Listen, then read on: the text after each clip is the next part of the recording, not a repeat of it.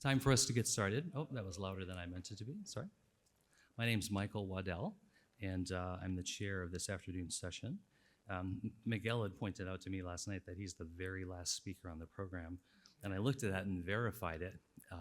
But then I noticed that as chair, I'm listed below, so I'm actually the very last person on the program. So, but hopefully the last shall be first. So maybe that'll work out. This afternoon's session is, of course, on disability. And we have two wonderful speakers, Mariele Courtois and Miguel Romero. Our third speaker dropped out, which means we're going to have extra time for Q&A, which I find very, very attractive. So let me begin by introducing Mariele. Mariele Courtois is an assistant professor of moral theology at Benedictine College in Kansas, where she teaches classes on bioethics, Edith Stein, and spirituality and healthcare, among other things. Her research specializes in genetic engineering and biomedical ethics. She's a member of the Vatican Dicastery for Education and Culture's AI Research Group, which recently published their book, Encountering Artificial Intelligence. Her talk today is entitled Disability, Identity, Accidents, Contrasting Thomistic and Steinian Approaches. Please join me in welcoming Dr. Courtois.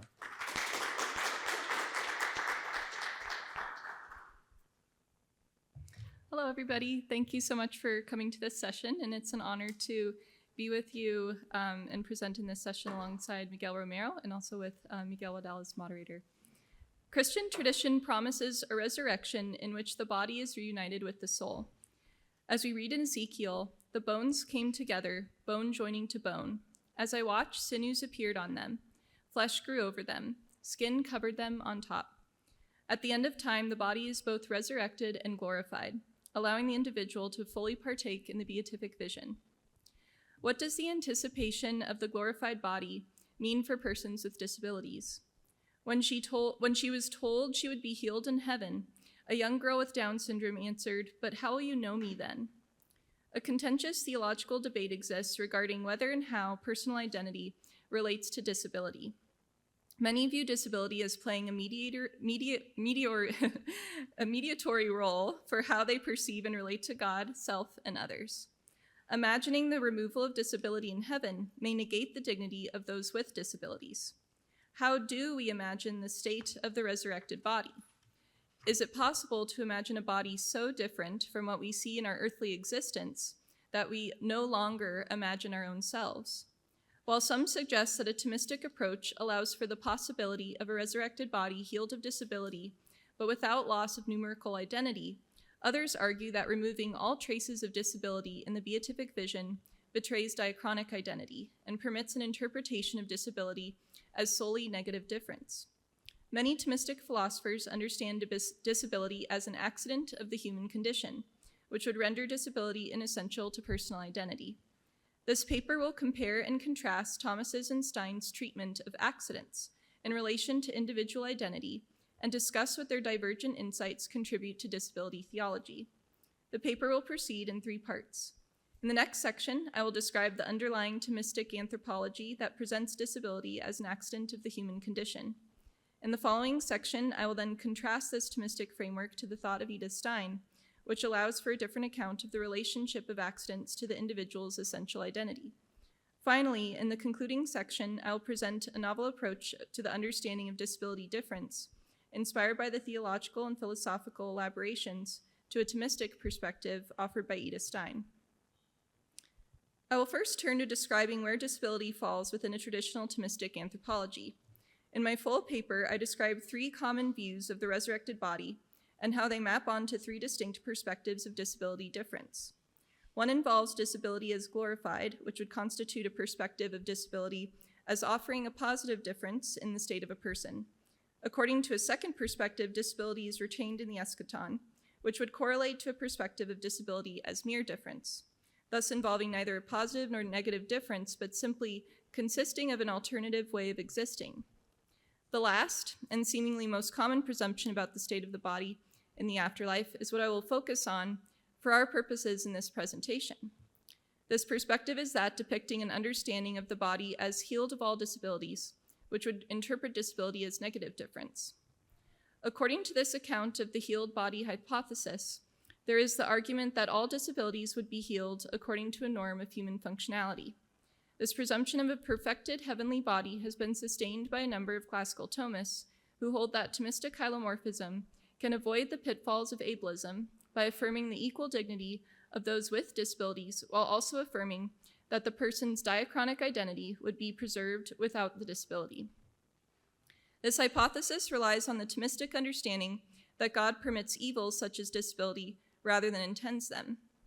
Thus, quote, if God has only permitted the disability, then that condition need not, on the level of divine will, remain in the resurrection, end quote. This hypothesis objects to the idea that an individual could be recognizable in heaven before God or loved ones without her or his disability. Because the soul is the form of the body, matter is potentiality to be actualized by the soul.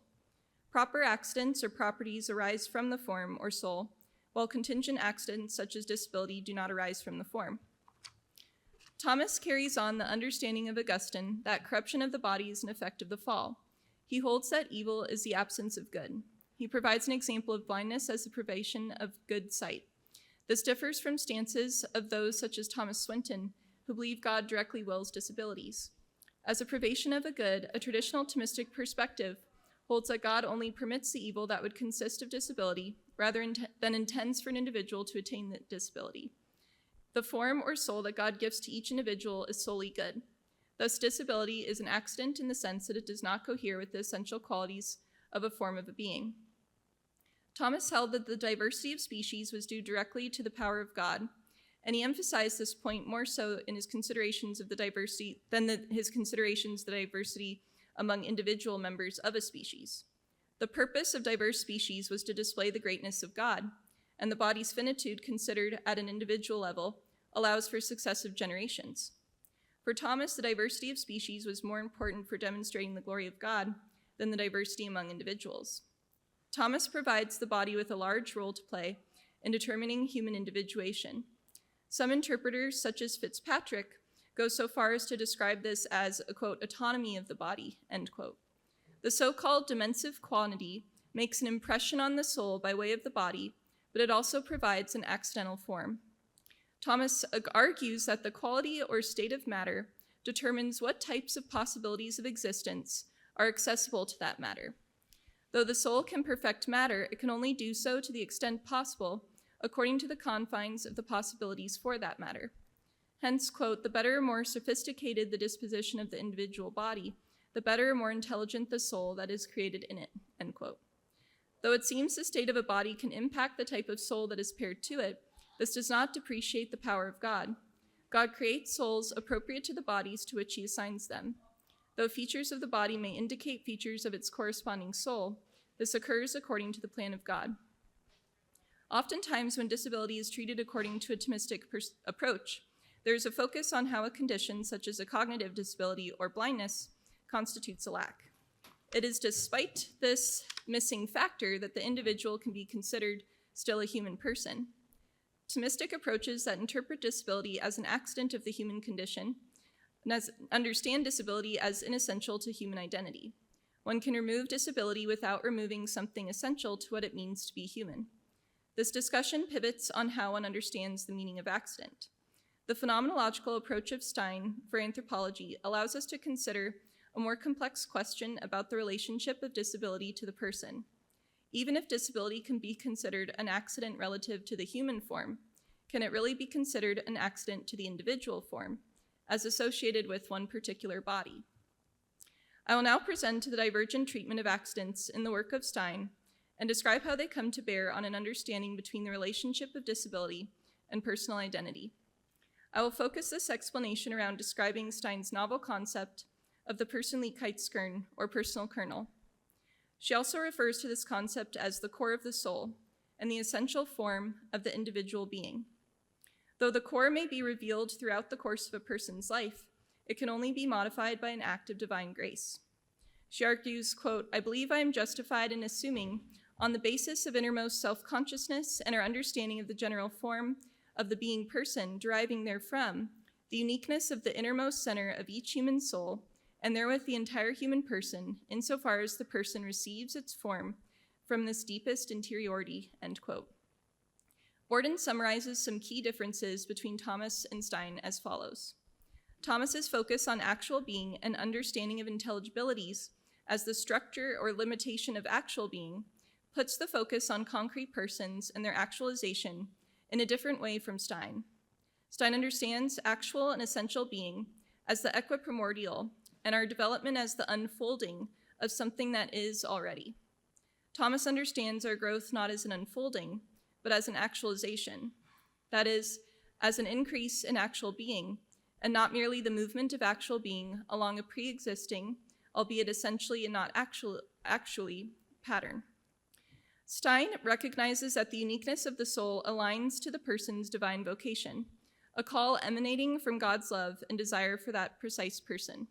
She writes, quote, "When our earthly life ends and everything transitory falls away, then every soul will know itself as it is known, that is, as it is before God, in the what, the why, and the whither, which God had in mind when he created this personal soul.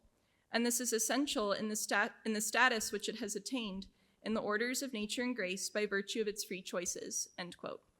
God lovingly and intentionally creates each individual soul, and he attentively works to call each soul back to him through a unique journey. The preciousness and uniqueness of a soul is exhibited in all aspects of one's existence. For Stein, every being is filled in by a multitude of forms, some of which may be shared with other beings, that contribute to a singular individual substantial form. The form provides various potencies which may or may not be actualized throughout the course of material existence. An individual has a combination of form fillings that are not encountered in another. There are no features of the individual that are not contained in or applicable to the species form, but not all individuals actualize the wide range of yet to be determined qualities that relate to this human species form. The notion that accidents do not contribute to personal identity can only be true when considering accidents from the vantage of a higher ontological category than the individual. Qualities that fall into the category of accident from this vantage are significant and meaningful for an individual. Knowledge of God, for example, is also considered an accidental feature because it is a gift from God. Though one thing can be an accident in relations to a species, in the sense that it is inessential for the characterization of a species, it does not follow that the accident is always unimportant to the lower characterization of the individual. These accidental qualities, because of the nature of the relationship between the individual form and the species form, absorb a different kind of significance than they do in a Thomistic framework. Stein describes how there are some traits that may not be specified in the species form, though they are contained within it. These traits may be further specified in the individual in such a way that it would exclude other types of traits. Thus, an accident should not be considered as that which can be removed to better identify the essence of a person, unless the essence of the person of which we are speaking is the essence of all persons as a whole. In fact, accidents, though they do not derive from an essence, play an integral role in expressing the distinctiveness of an individual to the beholder. The individual herself does not constitute the whole of a species, and thus necessarily lies on a different level of ontological categorization. Even if accidents are mutable features of a substance, the substance accidents help an onlooker to recognize it as a unique individual. Features of one human that are not shared by another human do not render the features any less worthy of a human. On a reflection of a different type of accident, the category of events that occur in life that we do not anticipate, Stein reflects on how these moments can occur due to the will of God. She writes, quote, "What did not lie in my plan lay in God's plan. And the more often such things happen to me, the more lively becomes in me the conviction of my faith that, from God's point of view, nothing is accidental, that my entire life, even in the most minute details, was pre-designed in the plans of divine providence, and is thus for the all-seeing eye of God a perfect coherence of meaning," end quote. It is evident in Stein's thought that she takes seriously the role of divine providence in the study of ontological accidents, as well as experiential ones. She writes, quote, "that the person's nature and his life course are no gift or trick of chance, but, seen with the eyes of faith, the work of God, it is he who calls each individual to that which he or she is called personally," end quote. For Stein, individual existence requires a form of its own. She acknowledges the uniqueness of each individual within a species. This is what leads her to affirm that the essence of an individual quote, differs not only numerically, but by virtue of a special particularity from the essence of any other human being, end quote. The idea then that individuality is derived solely from matter is inconsistent with the notion that the very meaning of the form is the forming of matter. For Stein, individual uniqueness does not lie in accidental qualities. Possessing individuality is a part of the essence of a human subject. Stein brings to the fore the conflict evident in Thomas that if matter is the contributor to the individualization of a human person rather than a soul, then the soul would not retain any sense of individualization when it is separated from the body. For Thomas, the most fundamental quality of a human being is the human form he or she shares with the rest of the species. But for Stein, the most fundamental quality of a human being is his or her own individual form. The individual form contains that which is unique to the individual, as well as the unifying characteristics of the species form. According to Thomas, to have a different type of soul from another would mean to belong to a different species than the other.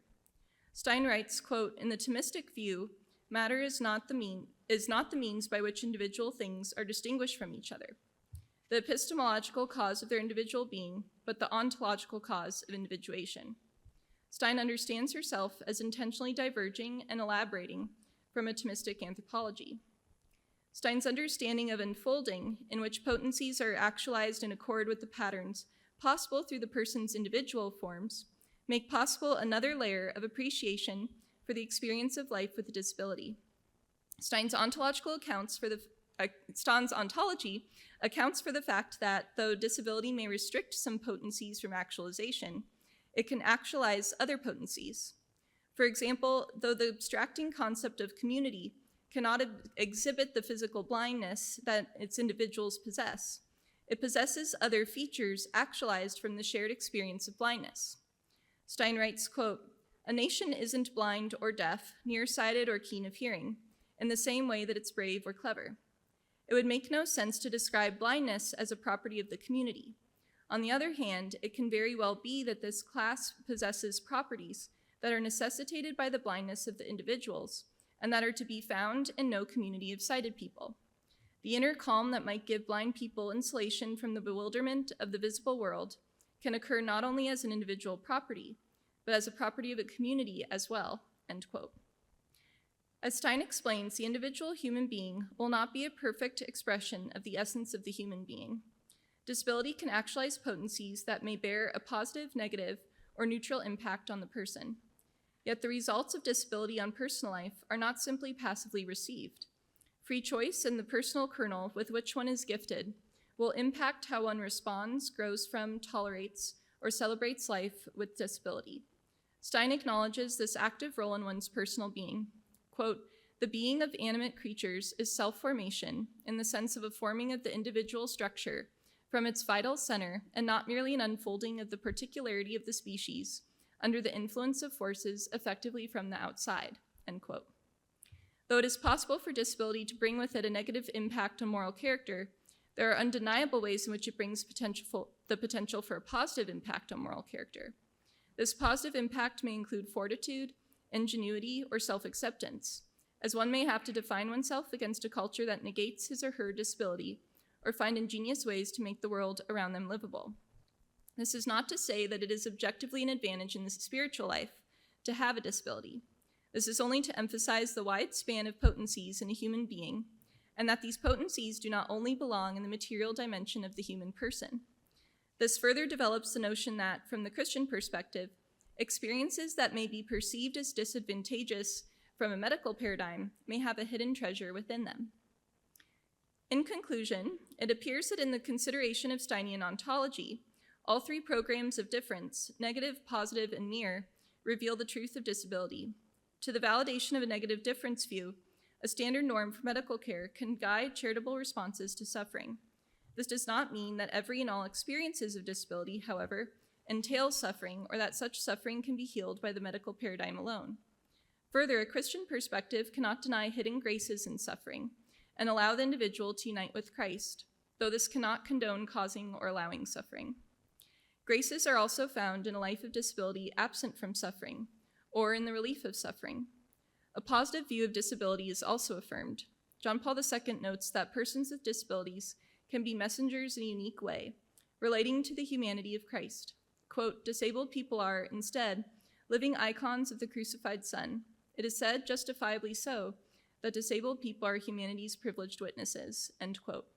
To the justification of mere difference, Christian tradition affirms that all human individuals share a common human dignity, no matter whether or not they have a disability. The mere difference reality should inform love for persons with disabilities and without disabilities in such a way that neither dehumanizes nor unjustly flatters either persons with or without disabilities. The negative, positive, mere difference views are often taken to be competing, mutually exclusive options. 1 Corinthians chapter 12, verse 22 reads, indeed, the parts of the body that seem to be weaker are all the more necessary. From a Steinian perspective, these weaker parts may entail a divine intervention to draw closer to God and more fully reveal oneself. A most accurate depiction of disability integrates negative, positive, and mere difference perspectives. While the positive difference view is often overlooked, Stein's ontology helps to better illuminate it. Thank you.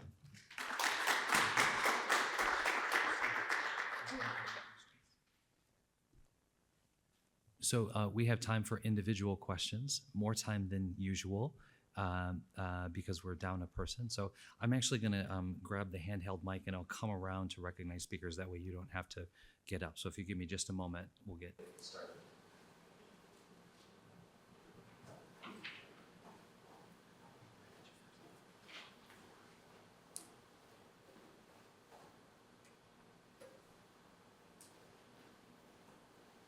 Thank you so much for this paper. I really appreciated it.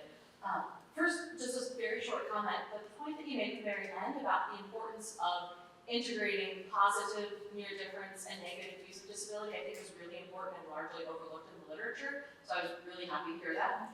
My two questions, though. First, I was wondering if you might elaborate a little bit more, because I'm not very familiar with Stein, about the distinction between the Thomistic view of actualizing and the Steinian view of unfolding in terms of the person. And maybe related to that is my second question, which is, I noticed in the presentation of Thomas, the distinction between Thomas and Stein on the individual versus the form in common, that you didn't mention the term person, which seems really important to the Thomistic anthropology of an individual substance. And I'm wondering if there's a difference between the Steinian emphasis on individuality that I'm missing in the Thomistic definition. Yeah, thank you so much for both of those questions. I left out of the paper some more characterization on another important part of our thought, which is the idea of essential being. And this is developing further her notion that there's an individual form for the person, that this essence exists in a state outside of time as essential being, that the mode of this existence is essential being, and it contains all of the potencies that one has throughout their life, that some will go actualized in the course of their life, but some will never go actualized. And so her idea of unfolding is this idea that in act, a person's life reveals these potencies in their lived existence in such a way that has been given in their essential individual form. And so this allows for the revealing of their personal kernel by the fact that these potencies are actualized. But it's a type of unfolding because it accounts for the greatness of God's providence in gifting the individual uniqueness of that person in a way that doesn't put the unique individual aspects of the person only in the material, and also avoids the problem of it just being a type of actualization that occurs on the person's own choice, that it's something that is developed out of their own individual sort of willed determination of their own identity. So it accounts nicely for the sense of a person's participation in the revealing of their identity, as well as providence gifting it. To the second question, I think that the idea of the person is very important. So Stein is coming from a tradition of phenomenology that she wants to draw into conversation with Thomistic philosophy. So one of the major questions in interpreting Edith Stein, and accounting for this difference that she has in her ontology compared to Thomas Aquinas, is the question of, is this actually a question that Thomas Aquinas ever dealt with? Because maybe he was never interested in describing exactly what individual uniqueness looks like, where this, during Edith Stein's time, was something that was very important and very interesting for several different threads. One being that she was coming from psychology, so this was naturally of interest as psychology was developing as a field to account for personality distinctions. Also, as the idea of evolution and genetics was becoming more prominent, accounting for how the individual can contribute to the change of a species over time.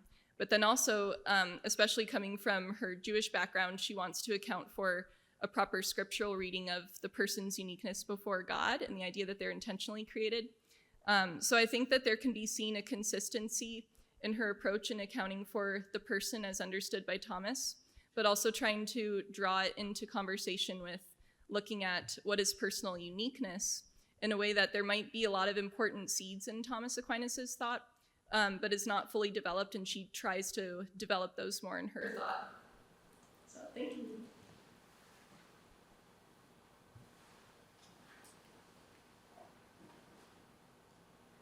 Thank you. Fascinating presentation. Really appreciate it.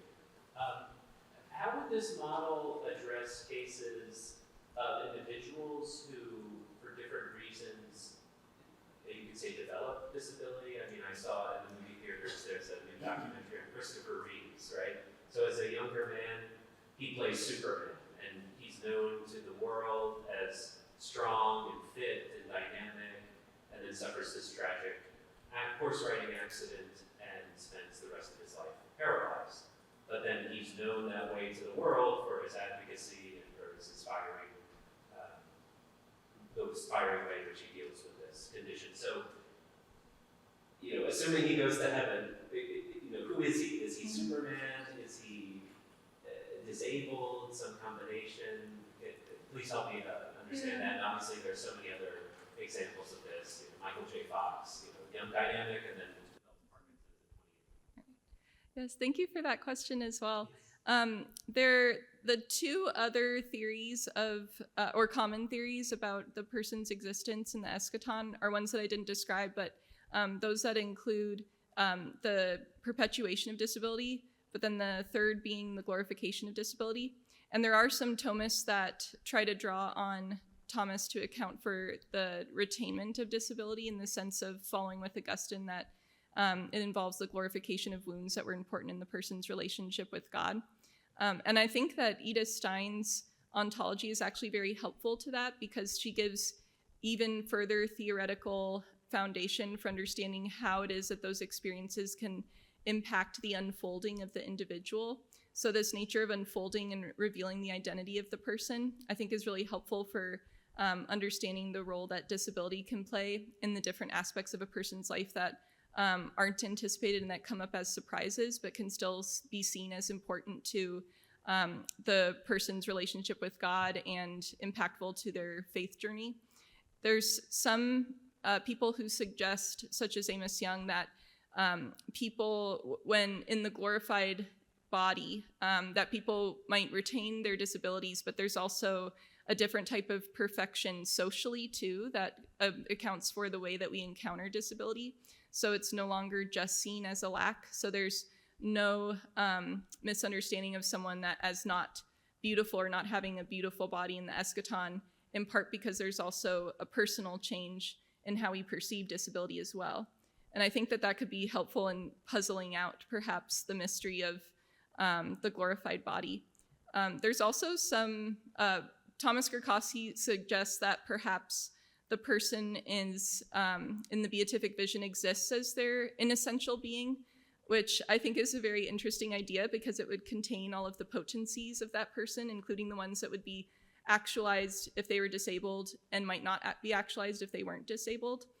But I think that it doesn't end up being a helpful account of what the glorified body will be in heaven because to be back with one's resurrected body means that this would mean that the person lives an actual being as the mode of existence. And so therefore you would be united to a particular body.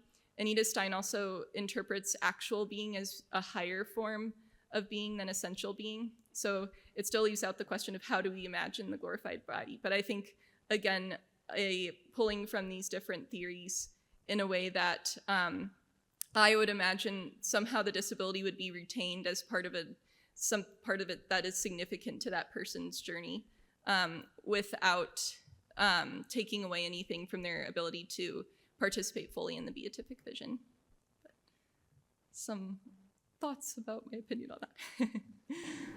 I'm very new to all these issues, and also I don't know anything about Edith Stein, so this may be a very simple question. But I can see on Aquinas' account that maybe disability is rooted in materiality, but other things might be rooted in immateriality, say the image of God. Is this moving towards saying that Stein would root disability in the immaterial as well as the material, or rather than the material, or am I misunderstanding what's going on? Yeah, I think that's a really good question, and I think it might depend on whether one is looking just at the efficient cause of disability versus disability holistically as the experience of disability. So I think that looking at the material causes of disability is still a proper way of trying to understand epistemologically what disability is as meaningful for the clinic. But I think in terms of looking at the contributions of matter and spirit to the person, you could make an argument that both are important to Edith Stein as well as both being important to Thomas Aquinas. So in Thomas's commentary on the metaphysics, he talks about the soul taking on this dimensive quantity from the body that makes it unique from other souls, and that's how it's able to reunite with a soul. But Edith Stein has a deeper ontological sense that if the soul is informing the body, that it is unique just as the body is unique, so that these go together. But I think there are potencies in the human person that permit its vulnerability to material defects that are helpful for understanding the fullness of the beauty of the human person, including that it is vulnerable. So I think that helps address the question of where to locate the causes of disability, but also the impacts of disability holistically on the person. So I hope those are some helpful sources for starting to address that question.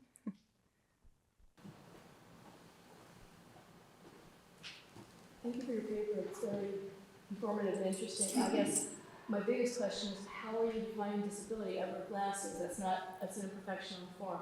Someone might have a pacemaker.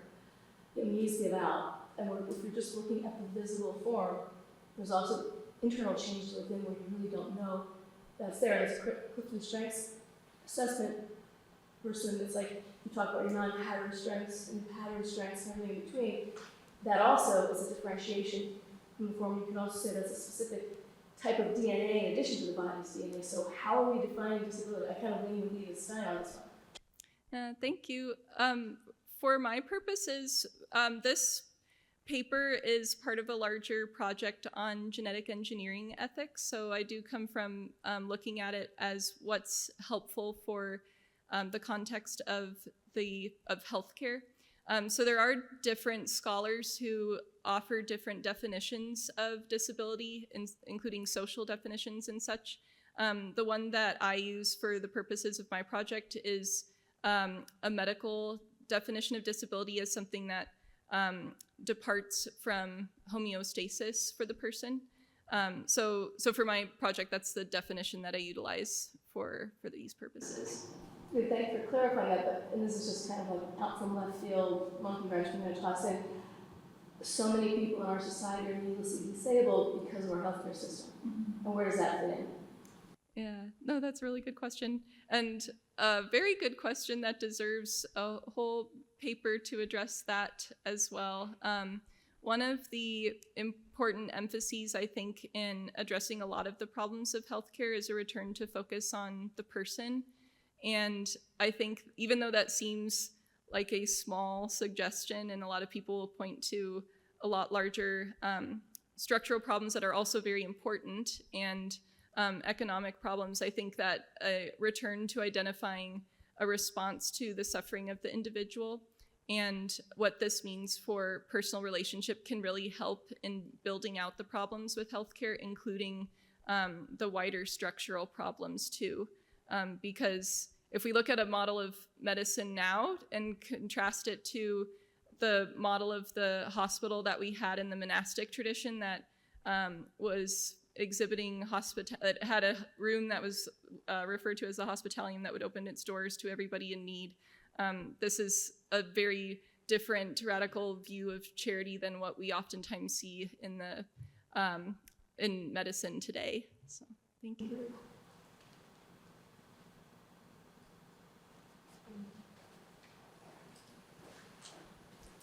This will be our last question for this round. Sorry, I'm also not particularly familiar with these times, so this is more of a clarification question. When you're talking about her idea of form as being more individual to the person, what is the universal that would be that would relate to like the definition of what a human being is? Like, I might be misunderstanding that it's more individual that it's more individual than she actually meant it or that you're presenting it, but I don't see how there could be like a common human like species if it's all individual. Right, thank you for that question as well.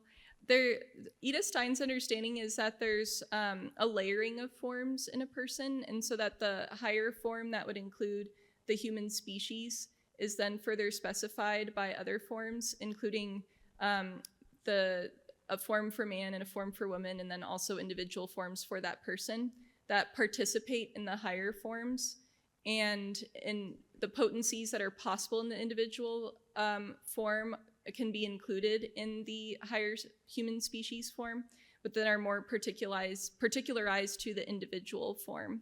So she just like totally go away from like Aristotelian accidents, like and the various kinds of accidents and how they relate to one another, and just generally use form and matter, and like did she develop a new system for like how to organize this category? So it's interesting because it then seems that there's some things that could be categorized as an accident according to a higher form that aren't an accident from a lower form. But at the same time, she does allow room for the possibility that there can be accidents that are derived from the substance and other accidents that are not derived from the substance. But I think what is unique about Edith Stein's perspective is that whether or not the accident falls into these two separate categories, it has an important impact on the individual and their unfolding, such that it's probably going to have different implications for the glorified body and how that person is seen in their essential identity before God than through a Thomistic perspective that isn't yet accounting for the unique personalization of the individual in the way that Edith Stein is. So I hope that's helpful. Thank you.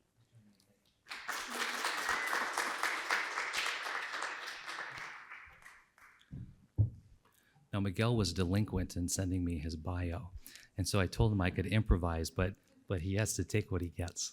So let me begin by saying that Miguel is one of my favorite scholars.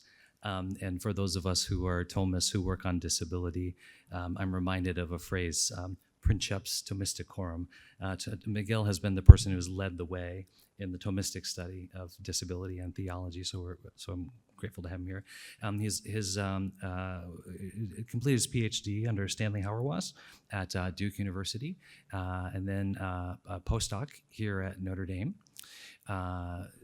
Taught at Salve Regina University and now is at St. Louis University, where he's associate professor of moral theology and healthcare ethics. He has worked in the area of Hispanic theology, but his primary area of interest and his primary area of scholarly productivity has been in disability and theology, and in particular Thomas Aquinas and disability and theology.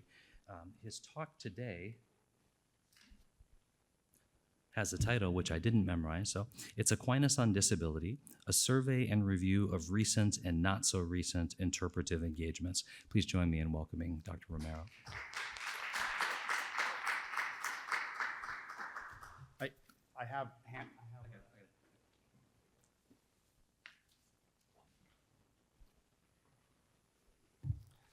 Thank you, Michael.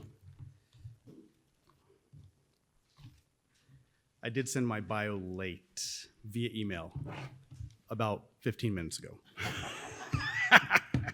Sorry.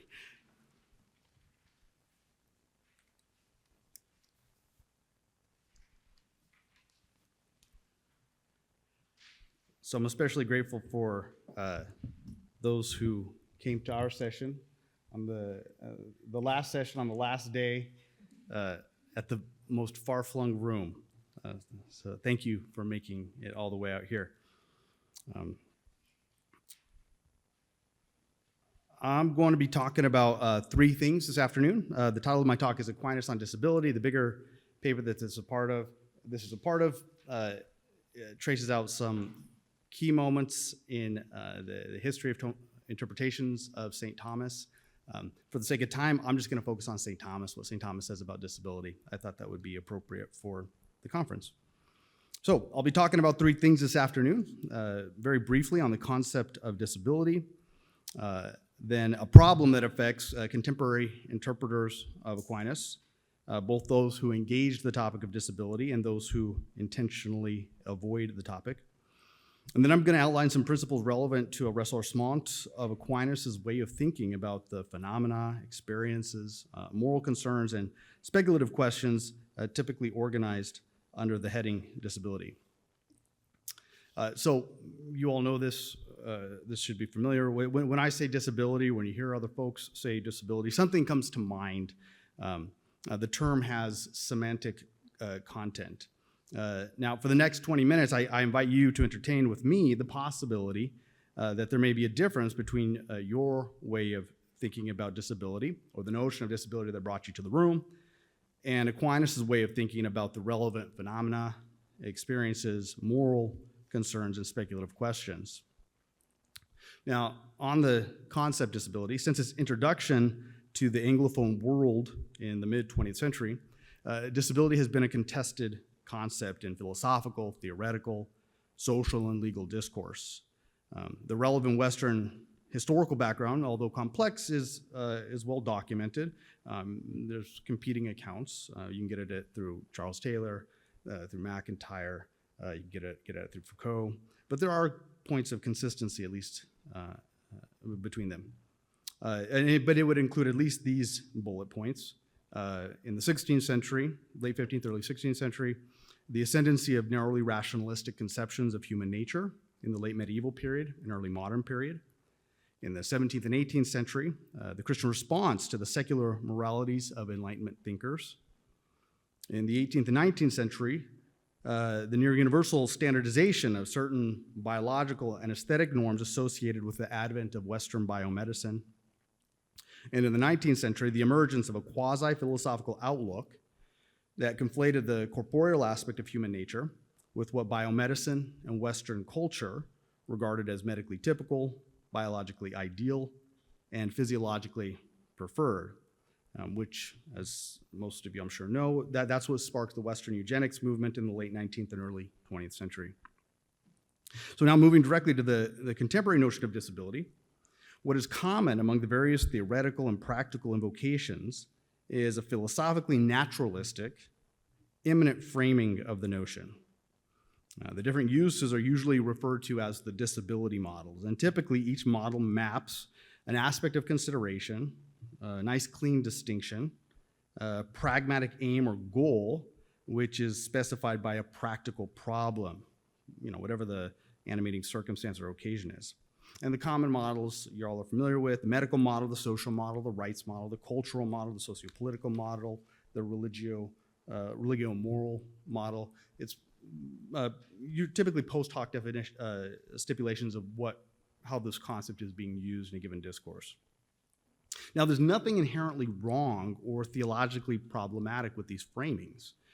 These distinct ways of thinking about disability are useful analytic tools, each providing a reasonable path toward understanding the phenomena and identifying practical principles for navigating circumstances related to disability. And nevertheless, like any conceptual tool, these framings can be used in an undisciplined manner.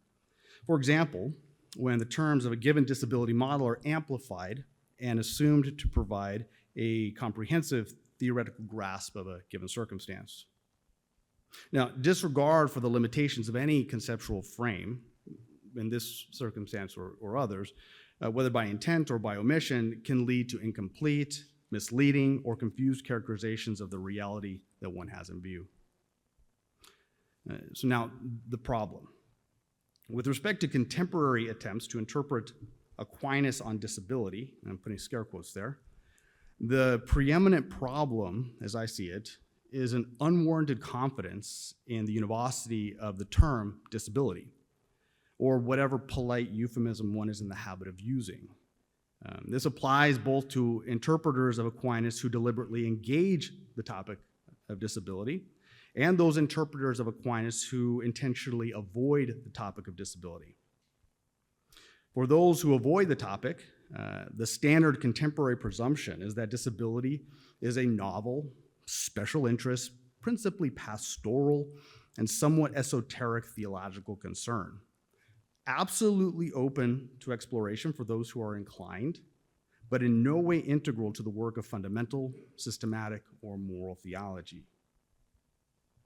Now, this unwarranted confidence in the late modern figuration of disability has two consequences.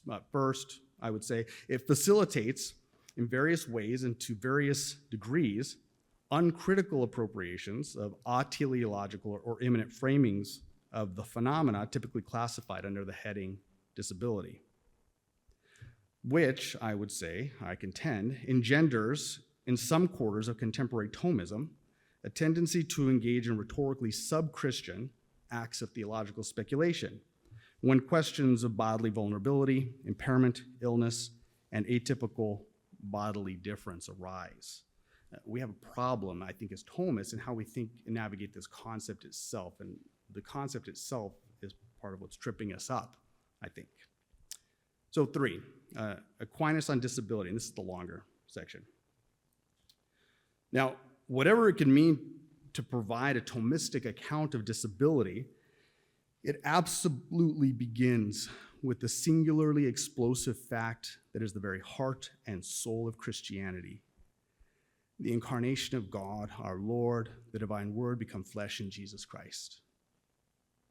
Thinking with Aquinas and formulating the question in his terms, 3 theological suppositions are particularly relevant to a properly Christian, and I would say distinctively Catholic, account of the various phenomena, experiences, moral concerns, and speculative questions typically organized under the heading disability. First supposition, there is a God, and that God is good.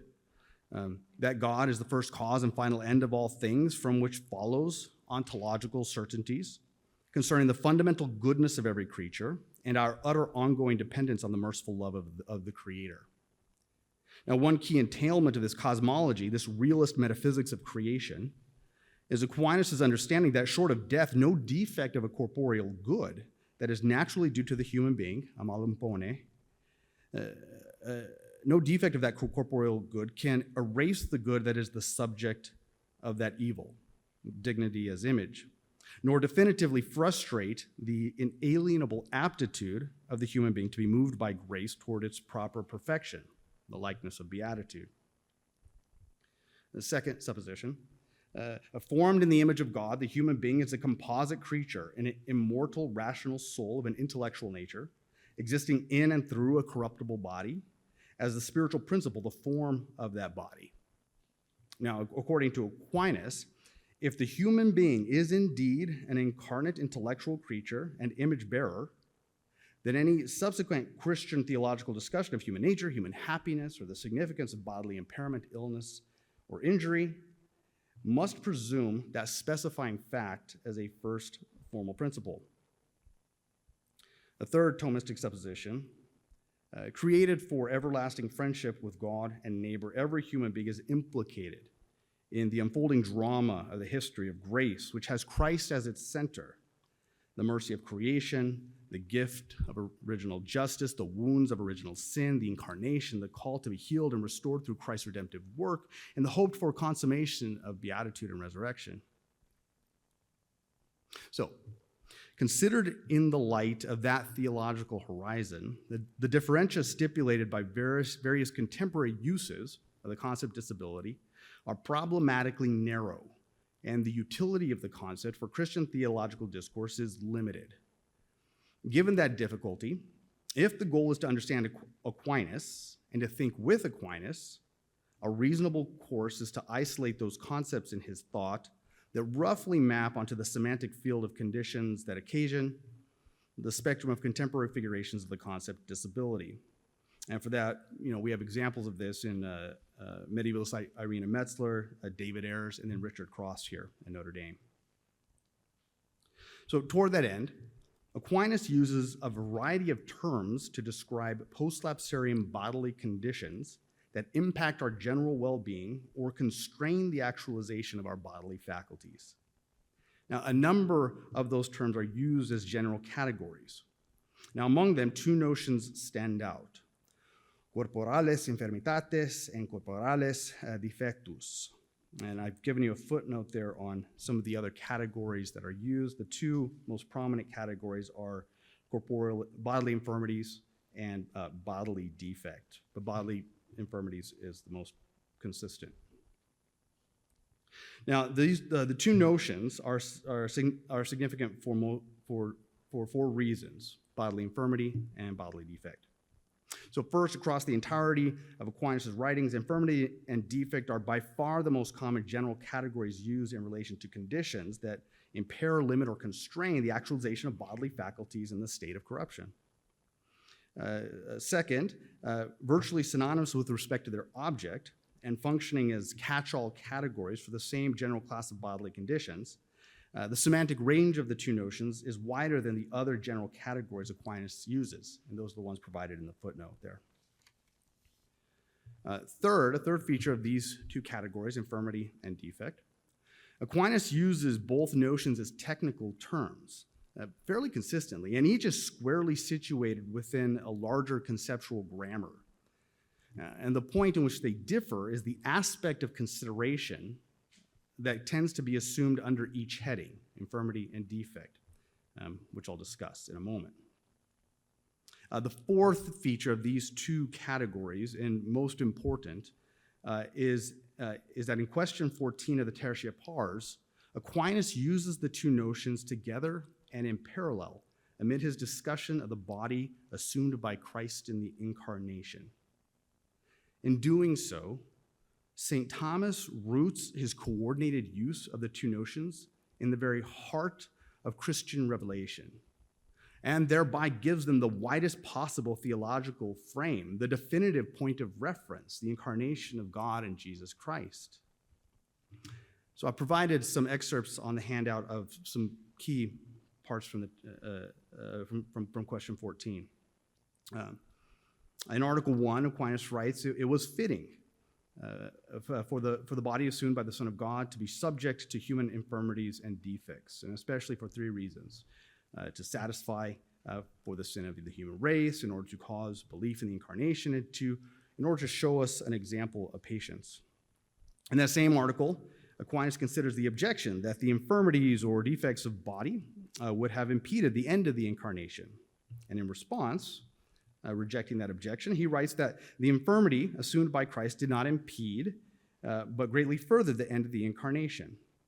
And then he refers to a previous point: bodily defects, to wit, death, hunger, thirst, and the like, are the punishment of sin, which was brought into the world by Adam, according to Romans 5:12. By one man, sin entered into this world, and by sin, death. Hence it was useful for the end of the incarnation that he should assume these penalties in our flesh and in our stead, according to Isaiah 53:4. Surely he hath borne our infirmities. And notice that what is typically translated infirmities is not infirmitas. In that same question, in Article 4, discussing whether Christ ought to have assumed all the bodily defects of men, in the said contra, anchoring Aquinas' position, it reads like this: contraries cannot take place simultaneously in the same. Now, some infirmities are contrary to each other, being caused by contrary principles. Hence, it could not be that Christ assumed all human infirmities. Now, this is interesting because under the heading of bodily defects and framed by the notion of infirmitates in the sed contra, Aquinas' use of the concepts together in Article 4 shows that the notions of bodily infirmity and bodily defect are virtually synonymous with respect to their object. He writes, Christ assumed human defects in order to satisfy for the sin of human nature. Christ ought to have assumed those defects which flow from the common sin of the whole human nature, yet are not compatible with the perfection of knowledge and grace. And thus it was not fitting for him to assume all human defects or infirmities. Now, on Aquinas' terms, it's correct to say that in the state of corruption, both bodily infirmities and bodily defects, as general catch-all categories, are kinds of malum bone, privative defects of the natural integrity or operation proper to a thing. Now, this point is liable to be misunderstood by folks who don't geek out about this particular kind of stuff. However, insofar, it might be understood insofar as some folks may forget that according to Aquinas, evil is always the privation of a more determinative good and cannot wholly consume the threefold good, which is the subject of evil. Now, in the case of composite creatures like us, this means that the defect of some material principle of bodily action can only amount to a diminishment or constraint of the essential faculty in view, and not the simple negation or erasure of the faculty. Now, this feature of Aquinas' doctrine on evil is what categorically distinguishes his scholastic use of the concept defectum from the contemporary eugenic sense of defect, which rightly is offensive and off-putting. So, the fact that a thing can fall short of its natural and due disposition means that there is a disposition that is the subject of the privation. Now, in the case of bodily infirmities and bodily defects, the subject is the human body, and the fitting disposition of our body, according to Aquinas, includes the corruptible and passible nature of our bodies. He unpacks this in the Prima Pars, question 91, Article 3, on whether the human being was given an apt or fitting disposition. Specifically for Aquinas, the wide spectrum of particular conditions grouped in a general way under the notions bodily defects and bodily infirmities have as their remote cause a fundamental feature of human nature, namely the scripture-derived notion Aquinas variously refers to as weakness of body, the weakness of human nature, human weakness, or the defect of nature. That fitting disposition is the natural vulnerability of the human body to material corruption and secondary effects, our passibility. And it is a creaturely good, according to Aquinas. It is part of our fitting disposition. It's a creaturely good that precedes our greatest good and final perfection as incarnate intellectual creatures formed in the image and towards the likeness of triune God. This is the part of nature. This is part of the nature that grace perfects. Now, Aquinas' favorite analogy for explaining the teleological significance of this innate vulnerability, modifying an Aristotelian example, is the malleable and corruptible iron a blacksmith uses when crafting a saw. So, given St. Thomas's anthropological outlook, it follows that, short of death, no kind or degree of teleological failure in any number of the body's principles of action can definitively undermine the innate creaturely dignity and essential contemplative aptitude of a human being. And he makes that point clear in the Prima Pars in his question on the perfection of the image, question 93, Article 8, Objection 3, when he speaks directly to those who lack the use of reason. In other words, for Aquinas, no physical impairment will ever amount to something that is more interesting, more determinative, or more definitive in terms of taxonomy than the bare fact of the particular person who happens to have a bodily defect. In both principle and formal structure, Aquinas' theological framing of a body's teleological failure, to borrow a phrase from Richard Cross, Aquinas' theological framing of a body's teleological failure is unambiguously and fiercely person first. So recognizing the Christological root, these anthropological presumptions and metaphysical principles just outlined, the subtle difference between bodily defect and bodily infirmity in the thought of Aquinas can be appreciated.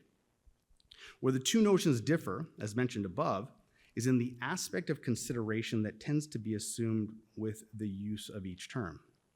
So this, what I'm about to describe calls for textual evidence. If you want that textual evidence, a reference to the article is provided on the handout. But I'll summarize here. On defect, how these two notions differ. On the one hand, the aspect of taken for bodily defects tends to be historically retrospective, framed by Aquinas' general account of evil and corruption. Now, Aquinas typically invokes the notion of bodily defect when he has in mind the proximate cause of the conditions, which for all humanity is original sin and the loss of original justice. The difference specified by defect is indexed to integral human nature and the state of innocence. Thus, Aquinas' notion of bodily defect is a categorical distinction, indicating the absence or lack of a preternatural bodily perfection, as that lack is experienced amid the state of corruption.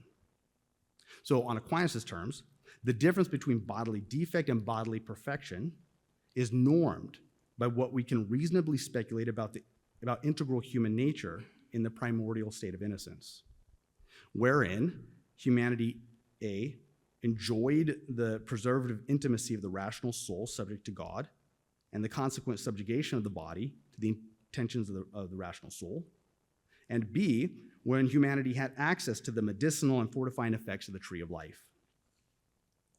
Now, on the other hand, the notion of infirmity, the aspect of consideration for bodily infirmity tends to be transhistorically prospective. It looks forward, framed by Aquinas' general account of divine providence in relation to corruptible things. Now, St. Thomas typically invokes the notion of bodily infirmity when he has in mind the remote cause of the condition, which for all humanity is the natural corruptibility of matter, our innate vulnerability, as it is informed by the intellectual soul. Aquinas reasons that the weakness or vulnerability of the human body is necessary for an intellectual creature that learns by way of sensation.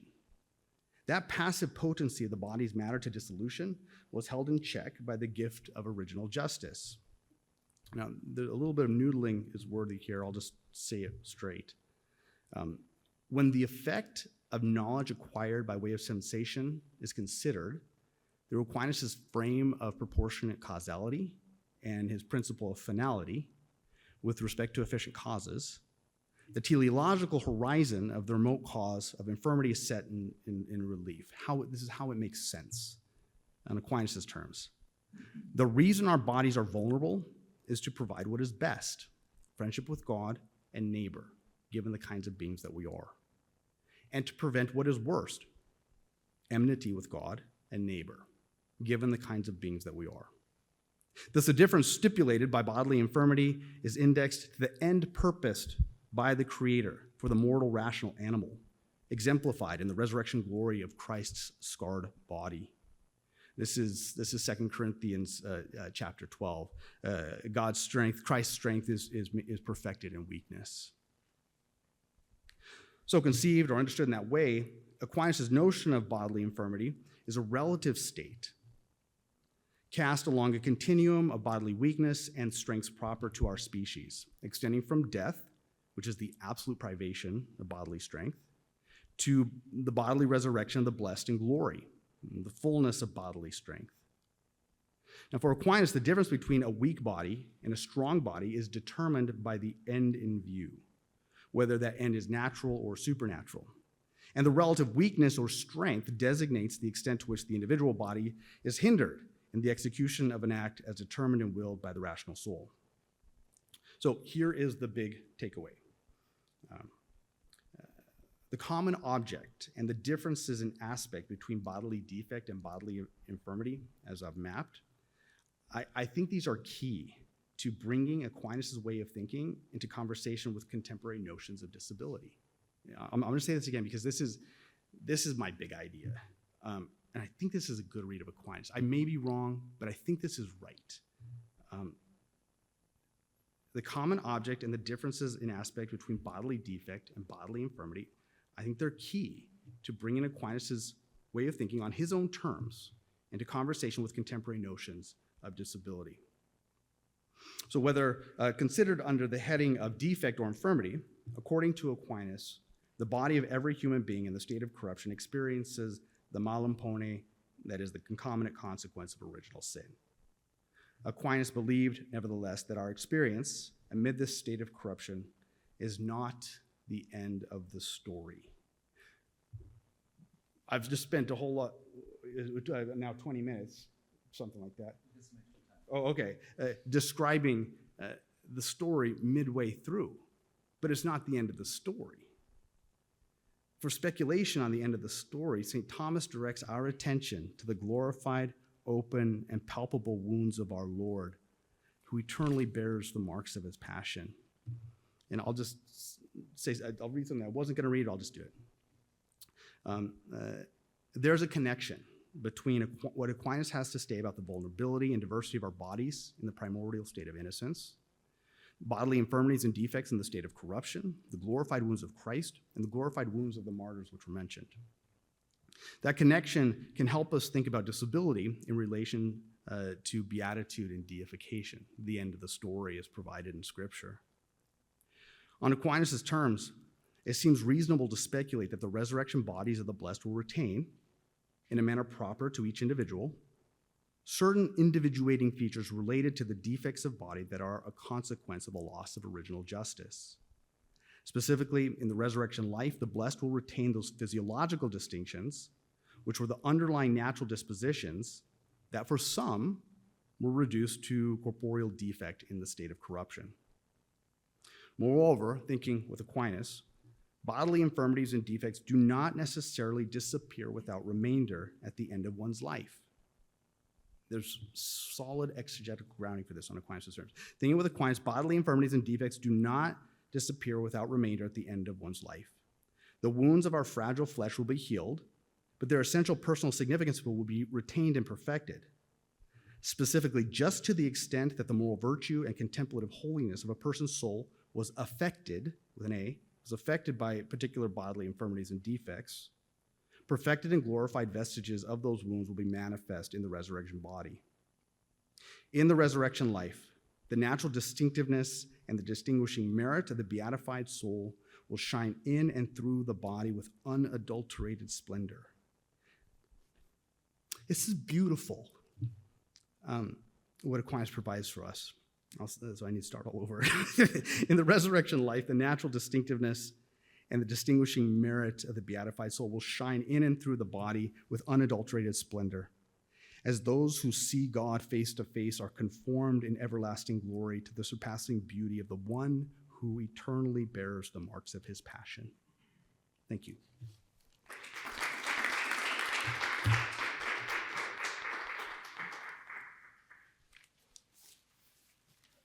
Well, the hands shot up. Once again, we have time for individual questions. Let me grab the microphone.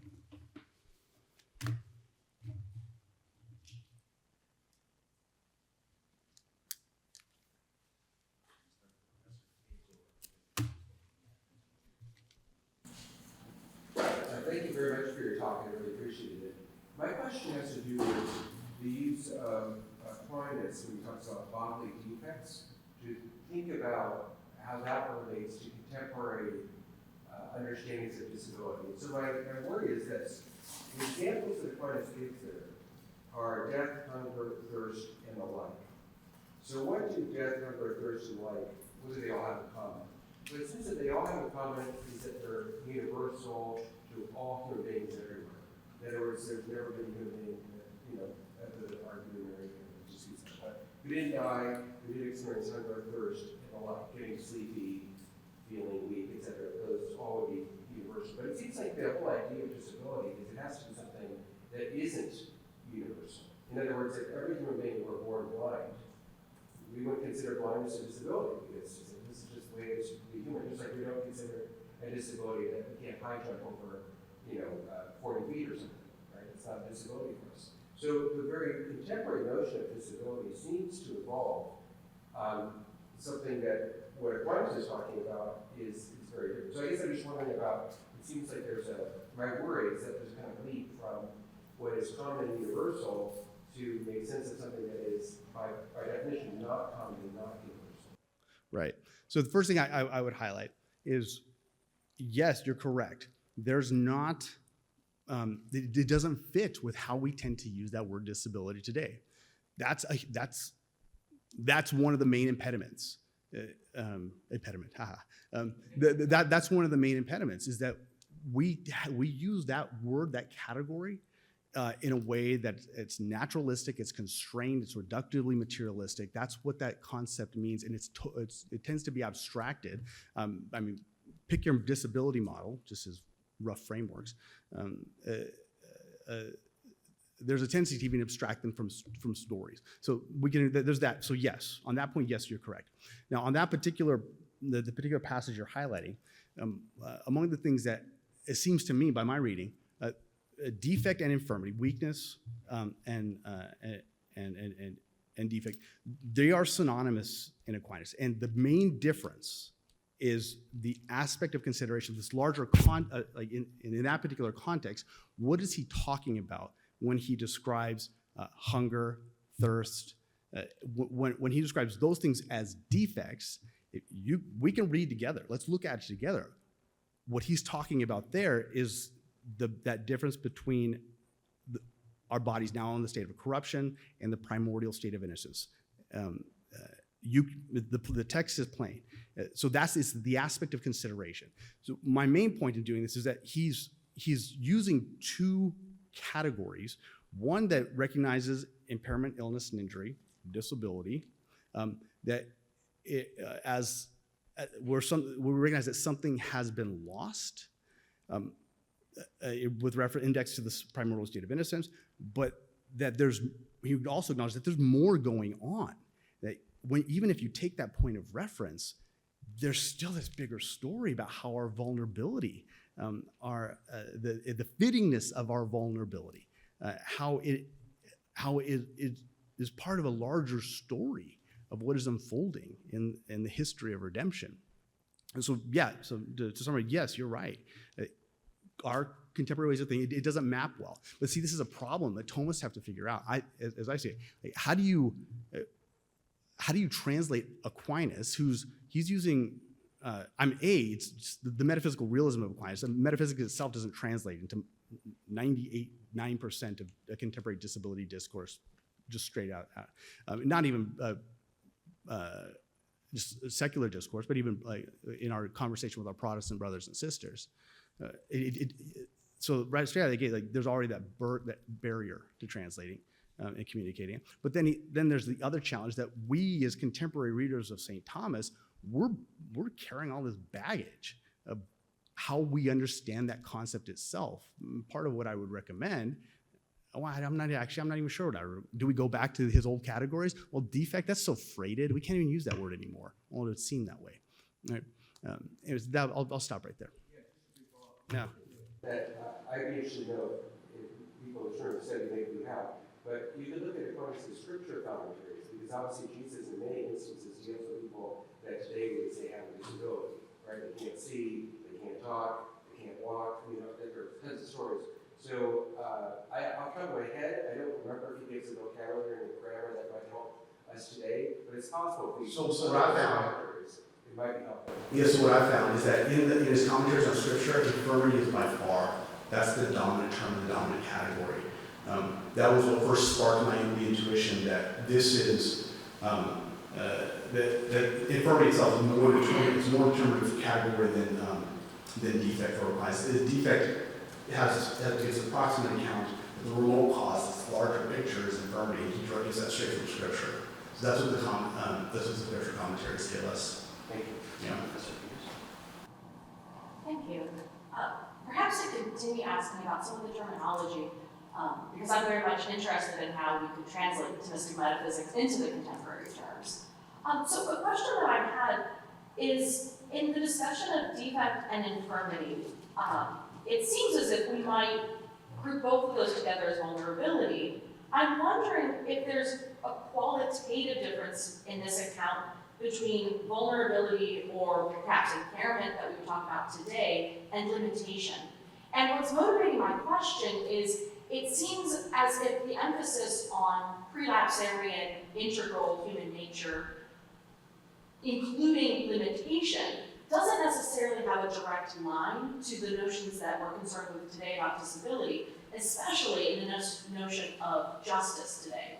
So what I'm trying to work out right now is how we can have a normative conception of human nature post-lapsarian, which allows us to demarcate disability or impairments as falling outside that range as a motivation for grounding accommodations. And so I'm wondering if in this account of Aquinas, if there's any help you might offer for giving a qualitative difference between vulnerability, impairment, and then without reducing it simply to limitation. Let's see. So there's a lot there. One of the first things I would say is help, like that, because I don't know how to do that, right? So that problem that you just mapped, right? That there's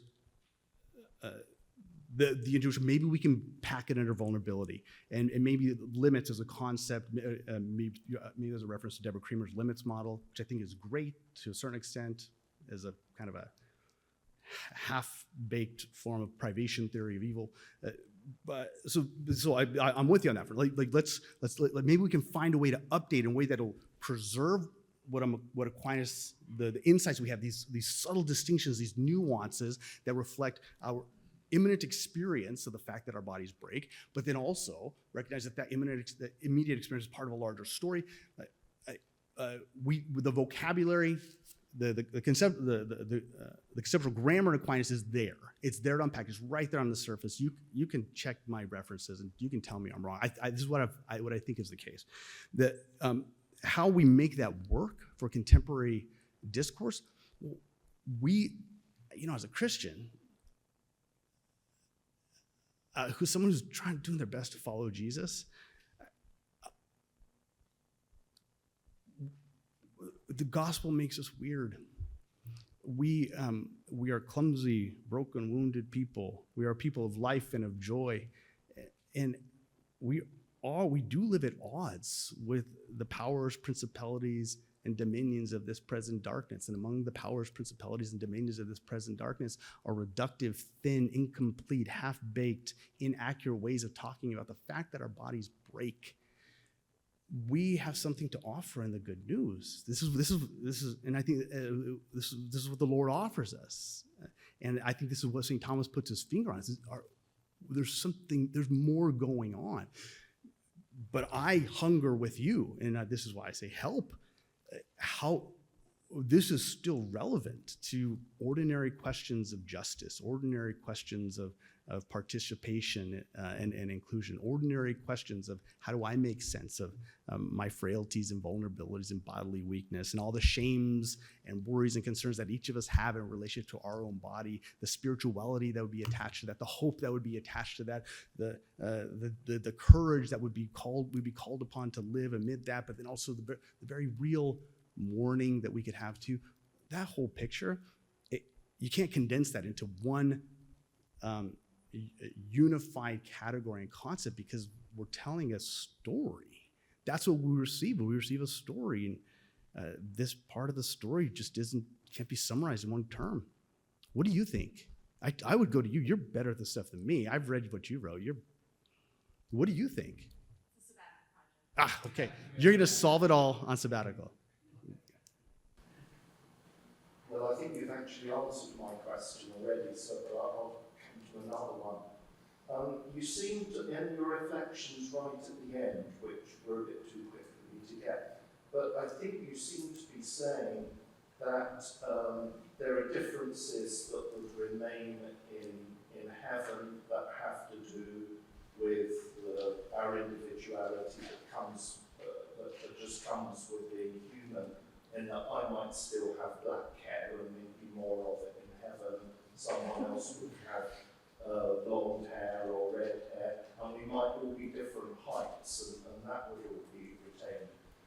you seem to be saying also that, or maybe treating it as exactly the same, that a disability might remain in heaven, but you seem to be giving a different reason for it, that maybe that disability had helped the person along the way to know God, or at least maybe I read that into what you were saying. No, you got that right. And so I did my very best in that. That was a conclusion to a longer article and exegetical argument. But to summarize, what I think Aquinas is, how he describes it, in the prelapsarian state, there were bodily differences. It was coordinate with our species. There's innate passive potency to secondary effects. So as he describes it, some of us are big, some of us are not so big, some of us are small, some of us are strong, and some of us are not so strong. Some of us reflected the proportionate norm, beauty, and some of us were more outliers in the bell curve. And each of our bodies in the state of innocence had the full spectrum of complexione. It's Aquinas' theory of how Aquinas picks up the theory of the humors vis-a-vis Aristotle, and then a constellation of Islamic nosologies.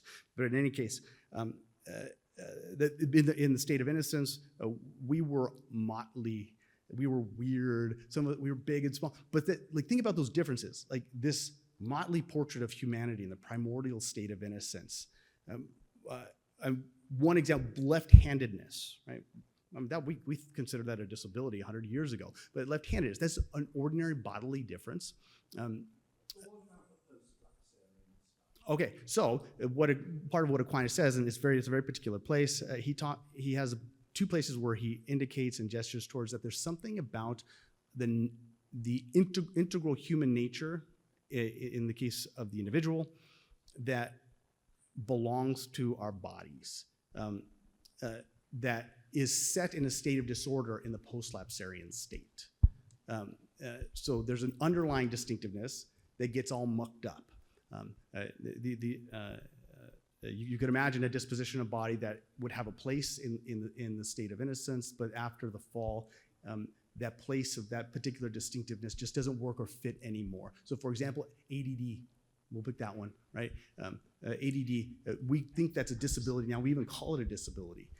But we can imagine the primordial state of innocence, we can even understand this in evolutionary terms, but what it would mean for that to be an adaptive feature of our species, to have folks who, they need a high level of yeah, I think Aquinas gives us that notion. Yes, next. It's still an inchoative question, but in the reflection I'm trying to have about creation and creativity, does Aquinas say anything about why Christ chose to heal a certain person while he was on earth?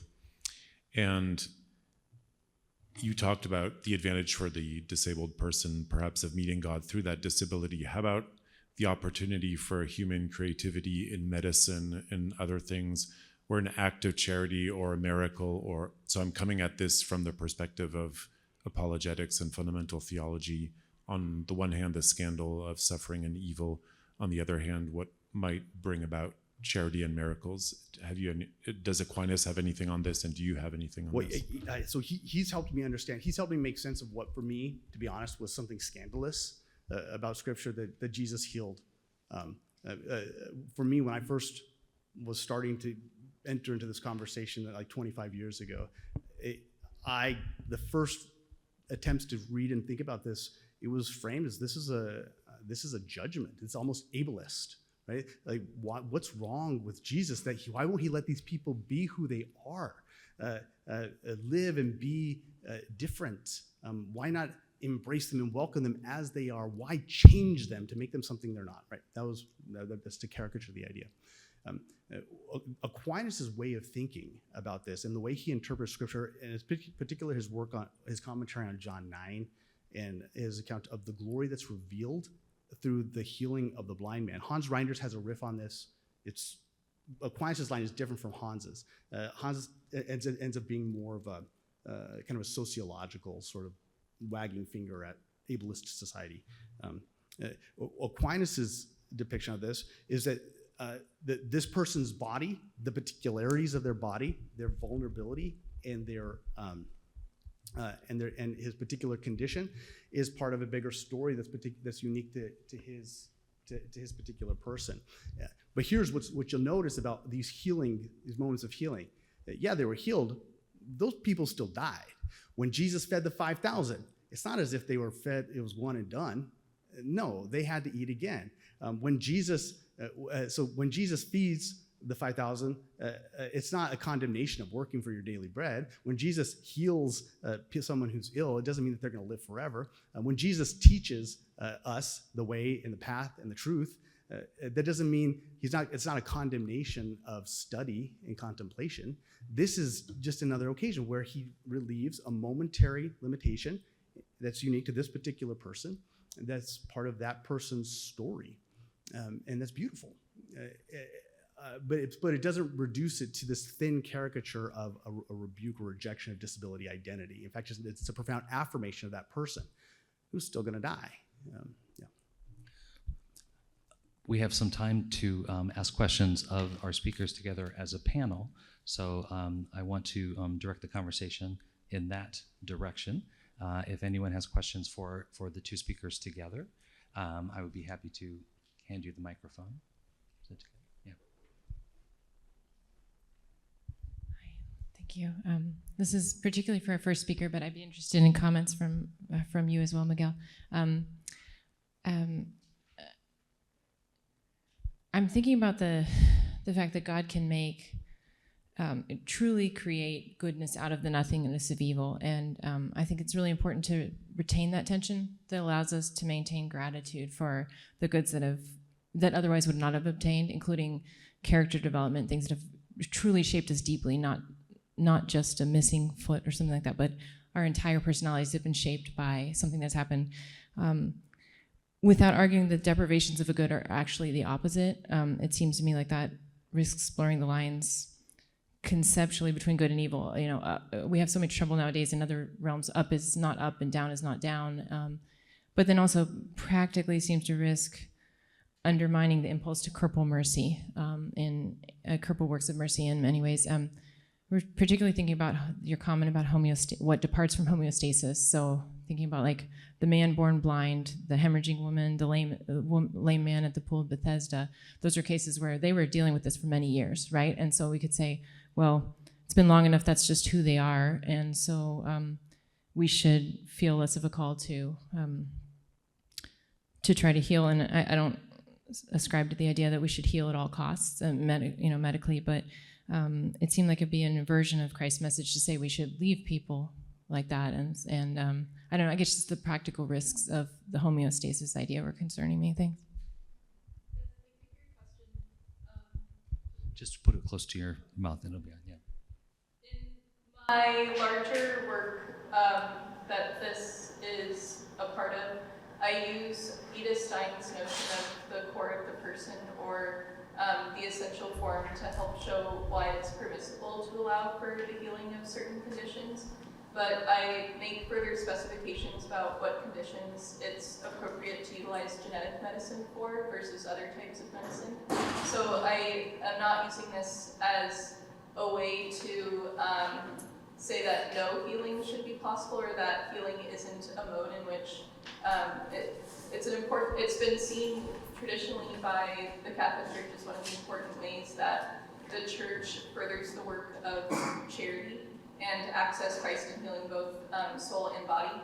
So I just think it's important, though, to understand the way in which one goes about the healing response, because I think that there's some responses that are appropriate to certain conditions and some that aren't as appropriate to certain conditions. And there's a lot of discussion, especially in looking at genetic ethics, about what kind of conditions should be healed at a genetic level before the person is even experiencing them, in the sense that they aren't capable of making a consent as an adult later, but we're making these decisions perinatally.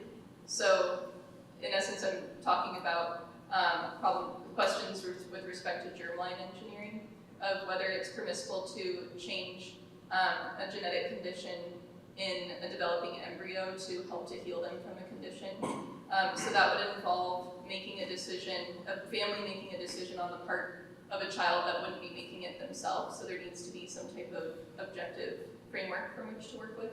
The reason why I think Benedictine is helpful is because it helps to delineate ways that disability can be a significant part of a person's experience, but it helps to evaluate individual conditions on looking at them individually about how closely they relate to the person's essential nature and personal core. So there's a lot more to say about that question as well, but does that?